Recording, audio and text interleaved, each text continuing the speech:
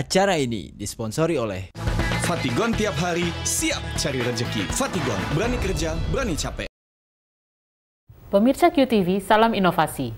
Selamat berjumpa kembali dalam program Avanti Fontana on Q, sebuah program yang mengupas isu dan problematika seputar inovasi, praktik, dan prinsip inovasi.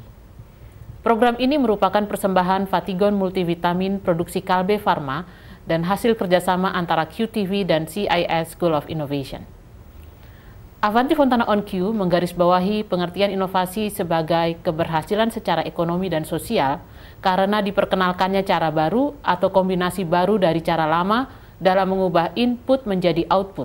Sedemikian rupa sehingga terjadi perubahan besar dalam perbandingan antara nilai manfaat dan harga atau pengorbanan yang dipersepsikan oleh konsumen dan atau pengguna atau masyarakat. Pemahaman ini berlaku untuk semua jenis inovasi yang disesuaikan dengan konteks di mana inovasi terjadi, oleh siapa dan untuk siapa. Episode Avanti Fontana on Q kali ini melihat peran organisasi seperti Business Innovation Center dalam memfasilitasi proses inovasi. Dalam skala yang lebih luas, peran ini memfasilitasi sinergi perguruan tinggi, lembaga riset, bisnis, industri, pemerintah, dan komunitas. Kami mentemakan episode ini sinergi makro ABGC, Academics, Business, Government, and Communities, dalam mempromosikan inovasi bisnis di Indonesia. Untuk itu telah hadir bersama kita Bapak Kristanto Santosa. Halo Pak Kristanto, apa kabar? Salam inovasi. Salam inovasi, Pak Kristanto. Pak Kristanto adalah Executive Director dari Business Innovation Center. Dan Bapak Haris Turino. Apa kabar Pak Haris? Baik, baik. Salam inovasi. Salam inovasi Pak Haris.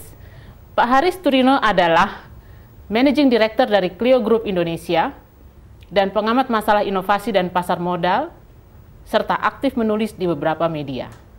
Berbincang tentang sinergi ABGC dan peran Business Innovation Center, hal-hal apa yang Bapak mau garis bawahi pada kesempatan pertama ini?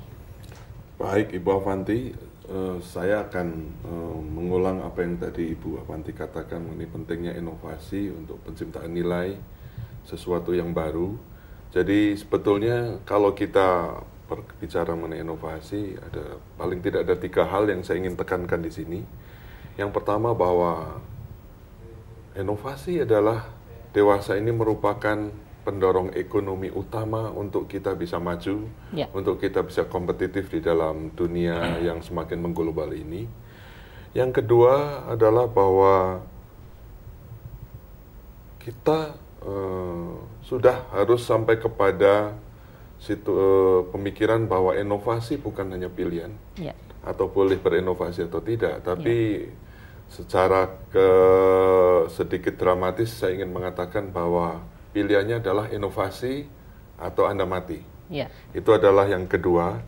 Dan kemudian tantangan yang terbesar barangkali bagi kita di Indonesia untuk membuat inovasi itu efektif adalah pertama sekali kita harus menyamakan bahasa, menyamakan pengertian di antara komponen yang disebut A, B, G, C. Apakah inovasi? Apa inovasi dalam pengertian kalangan litbang, apa bagi orang bisnis, dan apa bagi pemerintah dan juga komunitas. Setelah kita tahu apa secara sama, baru kemudian kita menyepakati bagaimana kita berinovasi. Saya kira 3 hal itu yang saya ingin garis bawahi. Terima kasih Pak Kristanto. Apakah dari penjelasan Bapak barusan ini mau mengatakan bahwa sampai hari ini pemahaman tentang inovasi di kelompok A, B, G, dan C itu masih berbeda? Oh iya, dengan pengalaman kami di Business Innovation Center jelas sekali nampaknya bahwa kami melihat inovasi itu dengan kacamata yang berbeda-beda. Sebagai contoh, kalau saya orang litbang, banyak sekali kalangan litbang yang tidak membedakan bedanya antara invensi dan inovasi. Jadi mereka melihat saya melakukan sesuatu di laboratorium, menemukan sesuatu adalah sesuatu yang nantinya jadi inovasi, begitu ya. Sedangkan kalau kita lihat orang bisnis, apalagi di dunia modern ini, kita melihat bahwa banyak inovasi besar yang tidak dimulai dengan invensi. Baik karena yang diperlukan seringkali adalah penciptaan nilai tambah dari kombinasi-kombinasi seperti dalam buku Ibu Fantana.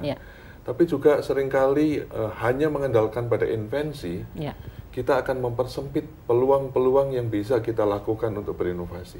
Ya, misalkan berinovasi kita menyangkut juga bagaimana cara berbisnis yang berbeda, bagaimana kita cara mendistribusikan barang secara berbeda, dan tidak harus itu menyangkut penciptaan produk atau proses yang baru.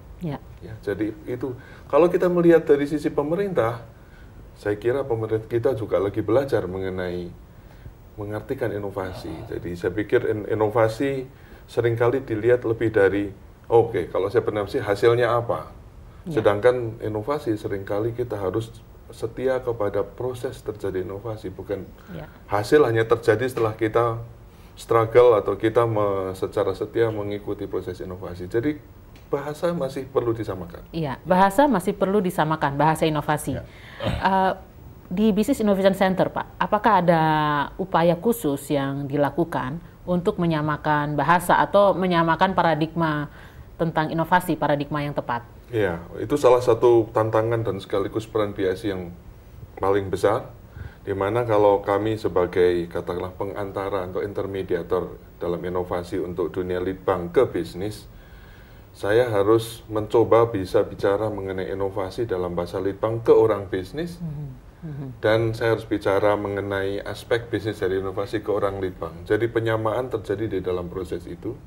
Terus setelah itu kita bicara kepada pemerintah, kebijakan-kebijakan apa yang nantinya bisa efektif bagi litbang maupun bisnis dalam bahasa bisnis dan bahasa litbang kepada pemerintah. Jadi penyamaan akan terjadi dalam proses itu. Penyamaan akan terjadi dalam proses.